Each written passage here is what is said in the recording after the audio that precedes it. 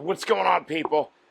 I've been trying to figure out what my whole shtick is, and I've decided that it's going to be to talk about places that used to be good and bitch about how bad they've become. I'm Jewish, so bitching comes naturally to us. It's what we do. Airports. Have you guys noticed that flying lately has turned into a giant nightmare? It wasn't always that way. You used to be able to actually go with your loved ones to the airport terminal and watch them arrive or watch them depart. We used to have things a lot more cohesive as a society. There wasn't always the TSA either. The TSA was started by Republicans and George Bush. And Democrats, you're not off the hook because you guys love tyranny and communism and you love the bureaucracy. But the TSA was all George Bush's doing. Yeah, and the enlarging of government, that's the TSA. So now every time you got to go fly, you need a backscatter x-ray and you need some guy feeling up and down your crotch to make sure that you don't have weapons. You also finally are allowed to put your shoes back on. Did you know that wasn't always a thing? It's a rather new thing. And if you fly internationally, you'd know that, like, airports in other countries aren't nearly as messed up as ours. That's just the way that it is. Like, it can't be just me that's pissed off about what airports have become. All right? If something goes wrong, you've got to interact with some of the stupidest people in the world. You go up there, and God forbid they lose your freaking bag. You're done. You're done. If you lose your bag in an airport in America, it might make it back to you. Doesn't matter what airline you have.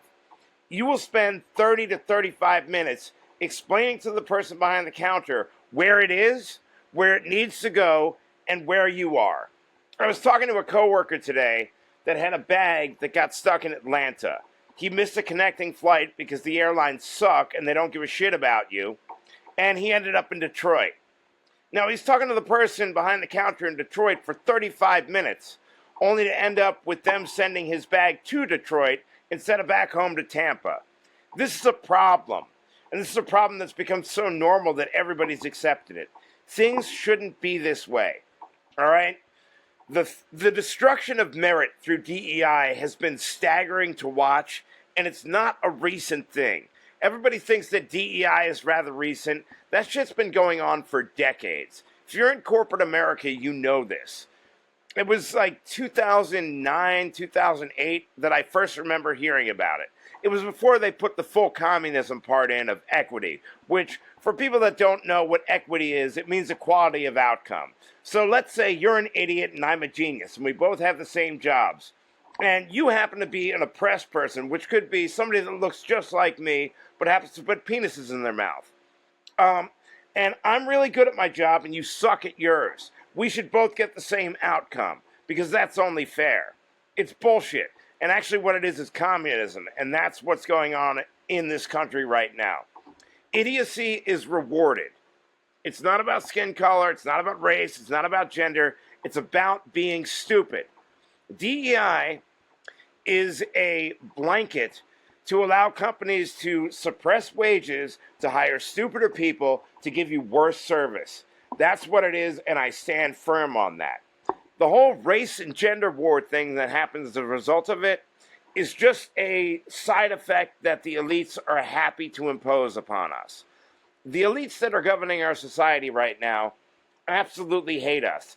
And by us, I mean the middle and lower classes. All right, upper middle as well. You guys just don't know it yet. But all of you that are rallying for communism, yeah, they're coming for you first. All right, if Mondami wins in New York City, you're all done. And that airport's going to get worse, too. We've got to do something in this country to fix the nightmare that our idiotic politicians have created. And it's got to start with airports. If I was president and if Donald Trump was worth a damn, he would cancel the TSA first thing. We need to dismantle the bureaucratic state in order for our country to get back to a first world nation. We're like a 1.5 world nation right now because we've allowed so many people to come in from so many places and not actually be an American. We've allowed people to come in and just decide, hey, look, we can crap all over the host country that we're coming to and venerate the country that we're leaving from. All right? Somalia's awesome. America sucks. but for whatever reason, they're in America. And they're working at your airports. Minneapolis, St. Paul, I'm talking to you.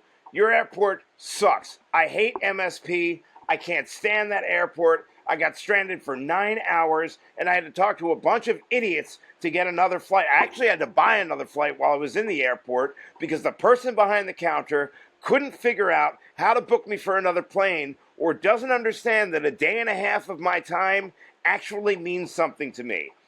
A $7 food voucher isn't covering a day and a half's worth of time. We need to come to grips with that as a nation. We need to do better. All right, guys, I'm done bitching about airports for right now, but a big FU to the TSA and a big FU to the elites in this country and all across the Western world. My name's Case. This is Systemic Caseism. Try saying that when you're drunk. I'm out.